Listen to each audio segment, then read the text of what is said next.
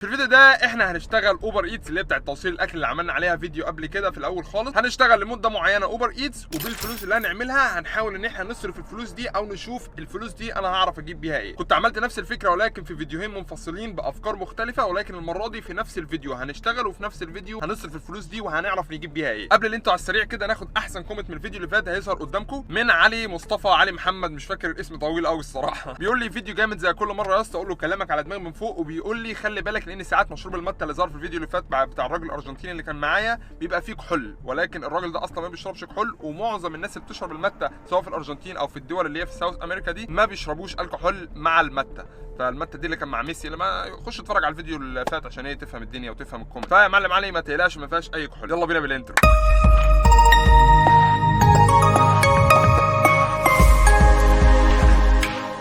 الدنيا صيام، واوبر ايتس اصلا توصيل اكل، فالواحد يعني ربنا يعينه على الاكل اللي هيشوفه. قبل ما نبدا، اوبر عملت خاصيه جديده وهي انك ممكن تتسوق للناس، يعني بدل ما هم يروحوا سوبر ماركت بيطلبوا من على اوبر كل حاجه وانت تروح تتسوق وتقدمها للناس او توصلها للناس، وطبعا دي بيبقى فيها تب اكتر فالناس بقت تحب تعملها اكتر. وانا عشان خاطر الفيديو ده قدمت مخصوص على البتاعه دي واتقبلت فيها وبعتوا لي الكارت. هم طبعا الكارت اللي انت قدامكم ده هو ده الكارت اللي انت بتدفع بيه حق الحاجه اللي انت اشتريتها اللي بتسوق. فحرفيا اول مره هجرب الخاصيه دي معاكم ويا رب يجي لنا اوردرات منها. خلونا بقى نفتح الاب ويلا بينا نبدا. ابدا يا كبير ابدا. تمام، هنا بس نشوف احنا فين الاول. احنا جنب الحته اللي فيها بيزي او فيها شغل كتير. طبعا النهارده انا عامل زيرو اللي لسه هبدا. بيقول لي customer are hungry lots of lunch order now، يعني في الزباين جعانه دلوقتي وفي اوردرات غدا كتير. يلا بينا ندوس على جو ويلا بينا. احنا كده اونلاين زي ما انتم شايفين، جايب لي اشعار اهو بيقول لي you are currently online، وخلينا نشوف بقى اوردرات تيجي لنا. احنا كده اونلاين ومستنيين اول اوردر يجي لنا. استعنا على الشيء بالله. اهم حاجه ايه؟ الحزام عشان ايه لو حصل حاجه. تاني حاجه حط محفظتك جوه. جالنا اول اوردر ب $5 زي ما انتم شايفين، رايح من مطعم اسمه برجر بوكس لبيت الراجل ايا يكن الادرس بتاعه.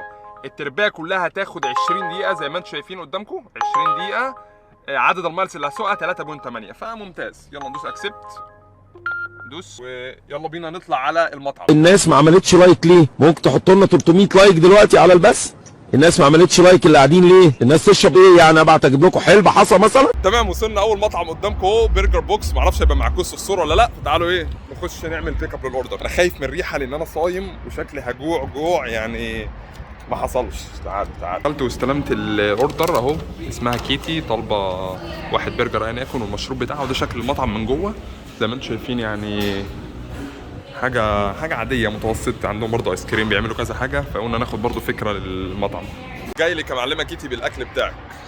لو يا كيتي بتشوف الفيديو ده بعد اذنك حط تب، لان ده فيديو. يعني في الايام العاديه عادي ما تعمليش اي حاجه، انما ده ايه فيديو، فعايزين نبين للناس ايه ان الشعب الامريكي شعب حبوب ودود. خش يا منزلاوي بسم الله. تمام، احنا دلوقتي عملنا بيك اب للاوردر، هندوس ستارت ديليفري. احنا بس بناكد ايه ان الاوردر وصل وكل حاجه، فبنحط ايه ستارت ديليفري. الاستاذه كيتي جات لنا نوت بتقول لي ارموه لي على الباب واتكل على الله اهو. just leave it on the side of the door and leave.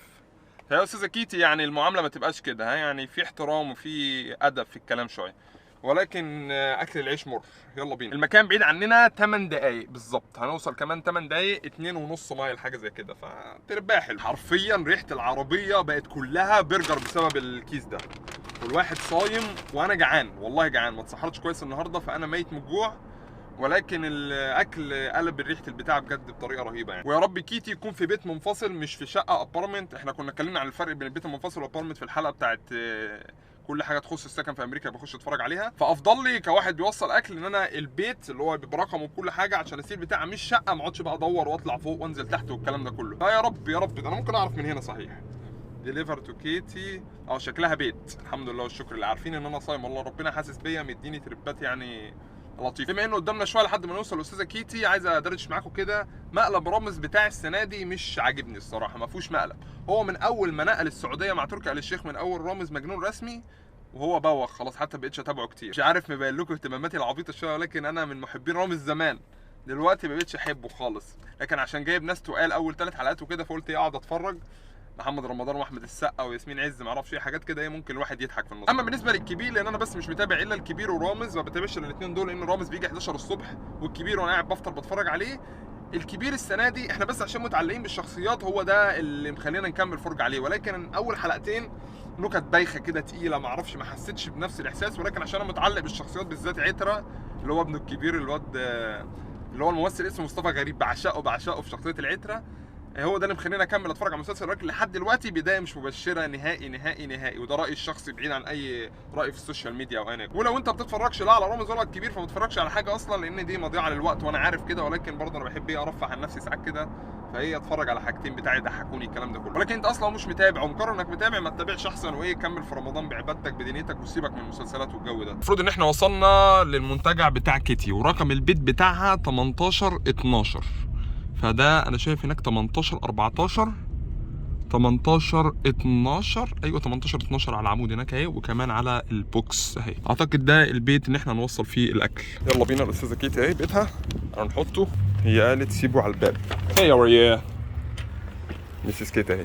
Alright, thanks so much. Okay, thank you. Can I take a picture just for the order please? يا عيب الشوم، طلعت ست عجوزه، انا عم بقول معلمه ويا ست كيتي ما اعرفش ليه طلعت ست عجوزه ليه احترامها. ف يا استاذه كيتي حقك عليا، طلعت ست محترمه الحمد لله. بس الموضوع سهل وبسيط، وصلنا الاكل، استلمنا الفلوس عن طريق الاب زي ما انتم شايفين قدامكم فوق $2 حاجه و40 سنت.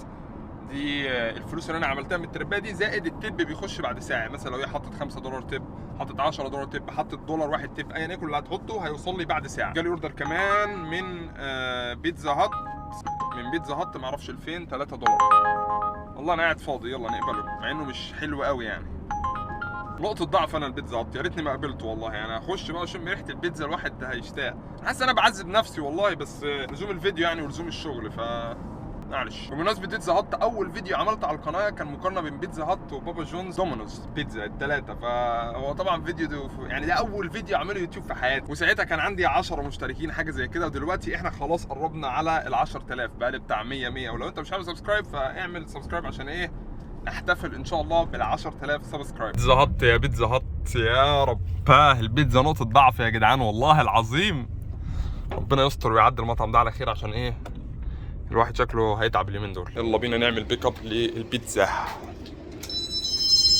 مش هاجي محلات البيتزا لان بيخلونا نقعد نستنى شويه على ما البيتزا تجهز، فحاجه ده جهز. ايه ده اهو، ده الاوردر اللي احنا هنستلمه للست. رايت ثانكس سو ماتش. الاوردر طلع جاهز يا جماعه، ظلمتهم والله. يلا بينا. رايت ثانكس سو ماتش.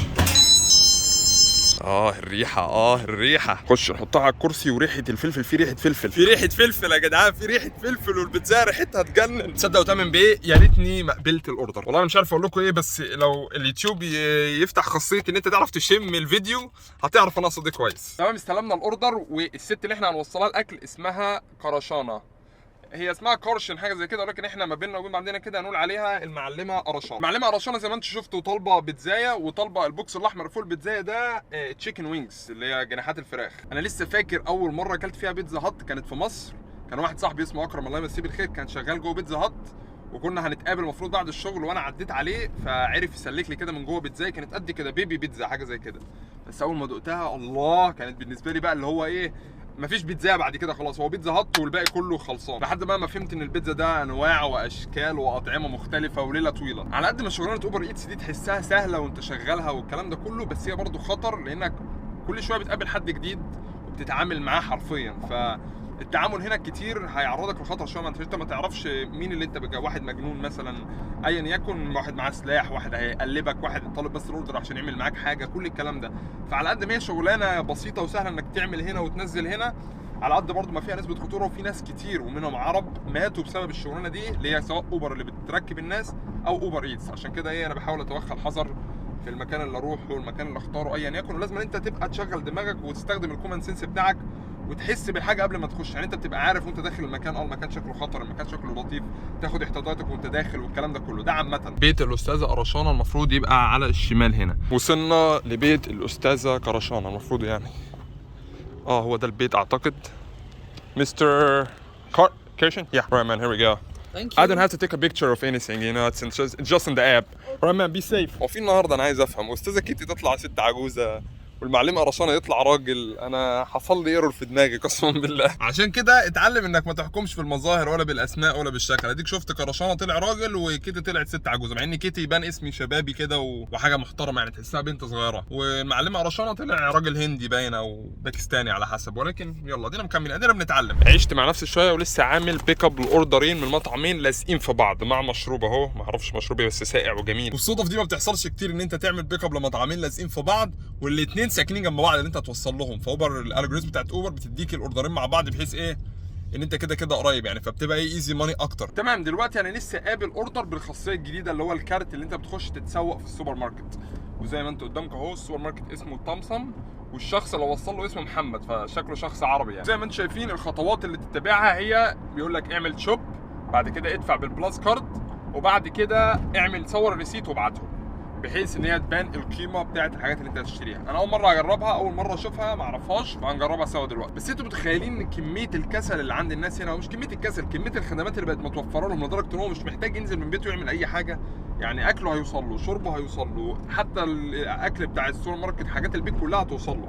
ففعلا ده من اسباب فعلا ان انت بتلاقي هنا الناس زياده في الوزن بطريقه مش بتوعنا. احنا الناس الزياده في وزن عندنا اللي احنا بنقول عليها يا لهوي الشاب ده ما اعرفش تخين، ده ولا حاجه، ده كده هيلسي هنا، لان كميه الاوزان، لان ما فيش حركه. تلاقي احجام غريبه عجيبه بسبب ان ما بينزلش، ما بيروحش حته، ما بيحركش جسمه، فما فيش اي اكتيفيتي بيعملها تخليه يحرق الكالوريز اللي هو عمال ياكل فيها. ده زائد الاكل الوحش اللي هو بياكله، الفاست فود كله مليان زيوت مهدرجه والكلام ده كله بيزود الوزن اكتر. فكل دي اسباب. انت متخيل المواطن الامريكي ازاي مرتاح ما بيعملش اي حاجه في حياته. وصلنا السوبر ماركت وانتم زي ما انتم شايفين هو اسمه طمطم، بس انا اول ما جيت لقيت خالي بيقول عليه طمطم، فاحنا اعتمدناه في العيله طمطم لاي حد، اللي هو ما بنقولش طمطم دي نهايه، هو طمطم على طول، بوجي وطمطم لو فاكرين يعني. نسحب عربيه ويلا بينا نشوف المعلم محمد هيعوز ايه من طمطم. زي ما انتم شايفين في الليسته اللي ظاهره قدامكم دلوقتي دي الحاجات اللي استاذ محمد عايزها، هي 4 حاجات بالظبط. اول حاجه هو عايزها زي ما انتم شايفين الميه، باكيته الميه دي، فتعالوا ندور عليها. رحله البحث عن الميه، اعتقد ان هو في حته هنا بس انا ما اعرفش هو فين بالظبط. ايوه عند الكافيه والجوسز والحاجات دي. الميه مفيش هنا ميه، كلها عصاير. انا حاسس ان هم اختاروا الشخص الغلط، لان انا ماليش كيف او ماليش تقل بقى ان انا اقعد ادور له على الميه اللي هو عايزها بالظبط وانا مش لاقي الميه. انا ما اعرفش ولا ما اعرفش خمور. اعتقد ان في ناس خبيره في الموضوع يعني، حافظين السوبر ماركتات وعارفين ايه اللي بالظبط يروح لانهي مكان. لكن انا هاخد وقت معلش يا استاذ محمد. دي مش دي، لا هو عايز نسلة. لقطتها وقطر اهي، جبتها ولقطتها. بسم الله الرحمن الرحيم. تمام انا شايف اهو ميه somewhere. تمام. فين النسلة بقى؟ ما تعصبوناش. دي ايه دي؟ ريفريش؟ لا مش ناقصه هكس. فين النسلة يا جدعان؟ هو لازم النسلة يعني؟ الميه كلها زي بعض يا استاذ محمد. بص من الاخر، هي دي اعتقد البيور لايف، لانها نفس البيور لايف، فايه يعني هي ميه واحده، فما مش مشكله يعني. بس كده اول حاجه معانا. يا رب استاذ محمد ما يتفرجش على الفيديو لان ده اللي انا لاقيه بقى، مش هقعد ادور لك على النوع المخصوص يعني. نخش على تاني حاجه محتاجها الاستاذ محمد، وهي جارليك مانسيت جار. هتسالني ايه دي؟ هقول لك ما اعرفش، ولكن احنا محتاجين بقى نسال حد، عشان انا لو قعدت ادور عليها ممكن نعدي المغرب باذن الله يعني، افطر واروح له. فربنا يستر. جبت عمو يوريني المكان فين بالظبط، لان انا ما اعرفش، فعمو هنا هيساعدني عشان انا على الابيض. تمت بنجاح، ولكن انتوا شايفين هي فين بالظبط. يعني انا لو قعدت ادور عليها لوحدي اقسم بالله ما هلاقيها لو ايه اللي حصل. ولكن عمو ابو بدله سودا حبيب قلبي كأن عيل صغير بالظبط، وراني هي فين وقال لي اهي يا حبيبي واديها لي في ايدي. نخش على ثالث حاجه الاستاذ محمد عايزها، وهو عايز اللبن اللي هو الجالون من اللبن. فده سهله، دي سهله ماشي. استاذ محمد اشتغل معايا، دي سهله. اللبن انا عارف مكانه كويس. هو انا جيت للبن بس مش لاقي لقيت خمور وحاجات غريبه. اعتقد اللبن هناك اهو، هم كده حاطينهم جنب بعض، مش مشكله. دي شويه جبن وشويه حاجات، بس احنا جايين للبن اهو. سهله وبسيطه. اللي هو عايزه اوك فارم الاحمر، ايوه ده. احنا كده اهو، هو ده. اعتمدنا يا استاذ محمد. واخر حاجه استاذ محمد عايزها سكر، علبه سكر كبيره كده. فانا بدور على السكر، اعتقد في حته هنا نجيبه ندفع بالكارت. السلام عليكم. لقيت السكر على السريع اهو. هو عايز الفور ال بي، فاللي هو ده ايوه 4 ال بي وامبريال ده النوع. بس كده الميه جت، الجارليك بتاع دي جت، السكر جه واللبن جه، تمت بنجاح. دلوقتي كل اللي علينا ان احنا نروح ندفع ونستخدم الكارت الاسود اللي احنا شفناه في الاول ده. دفعنا والدنيا زي الفل والريسيت اهو، بس بتاعه الميه اللي لو فاكرينها اتخرمت او اتقطعت من الجنب، الراجل قطعها فراح يجيب واحده جديده وانا واقف مستني.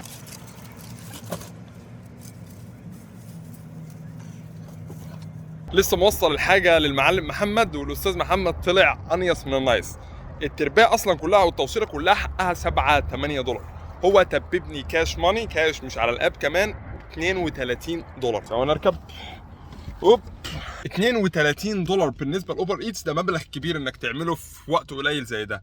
فالراجل عشان مسلم زينا واسمه محمد وكمان ما اعرفش بيتكلم عربي ولا لا، هو كان كلامه قليل، هو كان راجل عجوز، تاني 32 دولار في كول واحده بس. ودلوقتي بس عرفت الخاصيه الجديده بتاعت الكارت بتاعت اوبر ايتس دي ازاي بقت مهمه جدا والناس بقت بتحبها، لان الموضوع في تقدير من الشخص اللي انت بتوصله الحاجه، انك انت دخلت السوبر ماركت دورت على الحاجه بالظبط اللي هو عايزها بالنوع اللي هو عايزه وخدتها ودفعت حقها وصورت له الريسيت، بعدين رحت له البيت وسلمتها له في ايده، فكل البروسيس دي تستاهل انك تاخد تب كبير. فعشان كده الناس كلها بتعملها والناس كلها بتعمل منها فلوس حلو.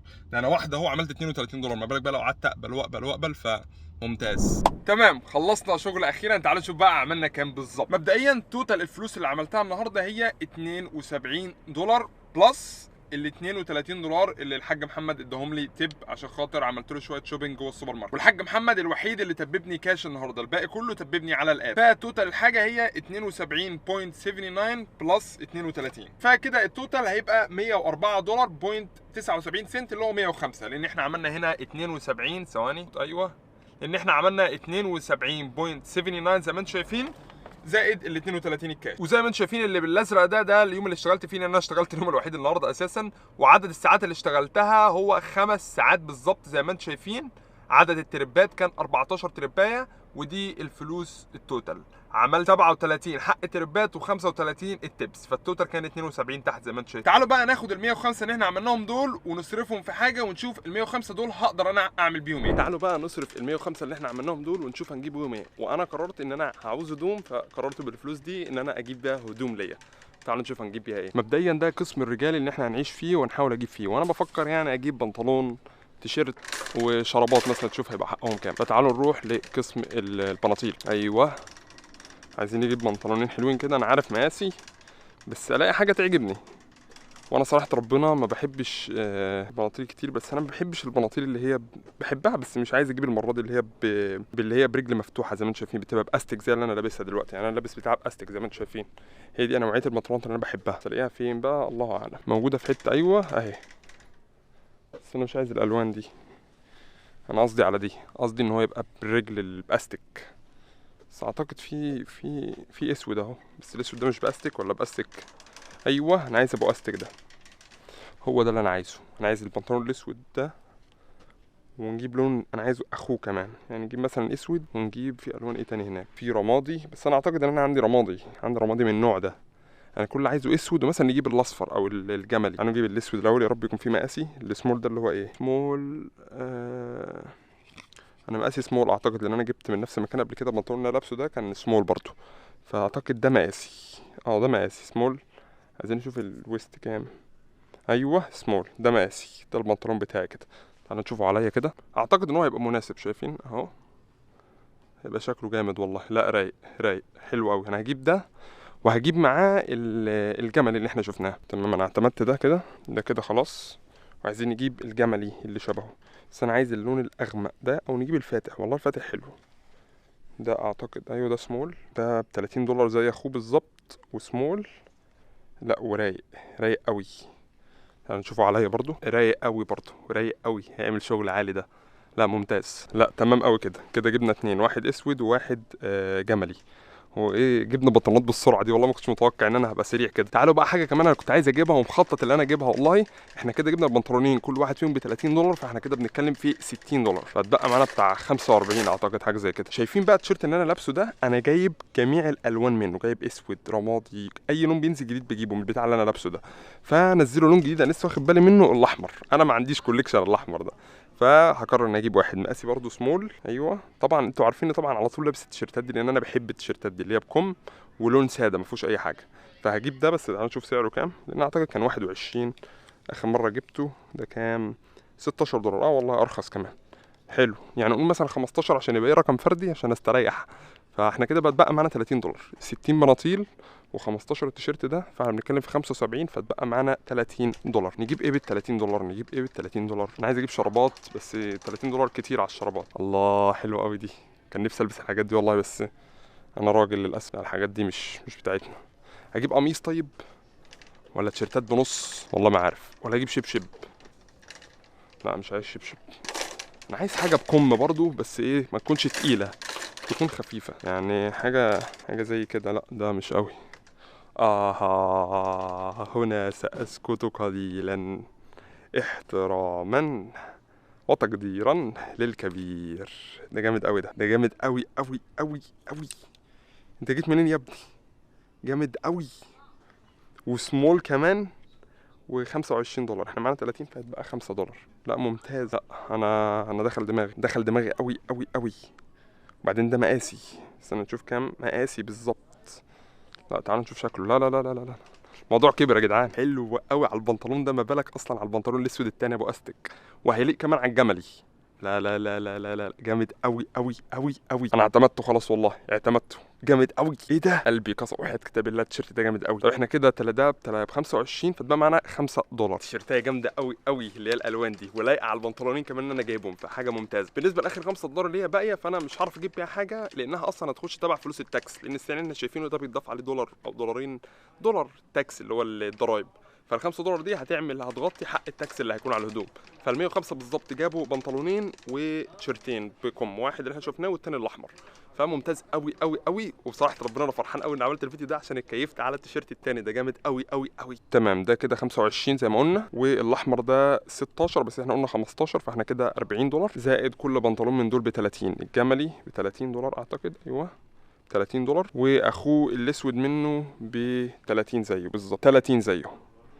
بس كده اشتغلنا وصرفنا فلوس اللي احنا اشتغلنا بيها في حاجه برضو مفيده. ما تنساش تعمل لايك على الفيديو عشان تفيدني وتفيد القناه، ولو مش عامل سبسكرايب اتاكد ان انت عامل سبسكرايب، ودوس على زرار الجرس اللي جنبك ده، بحيث ان ننزل اي فيديو جديد يجيب لك ان عمر ايمن نزل فيديو جديد. وعلى الكومنت عدل انزل اكتب لي افكار، عشان عايز افكار كتير قسما بالله. ان شاء الله اشوفك في فيديو جاي. يلا السلام عليكم.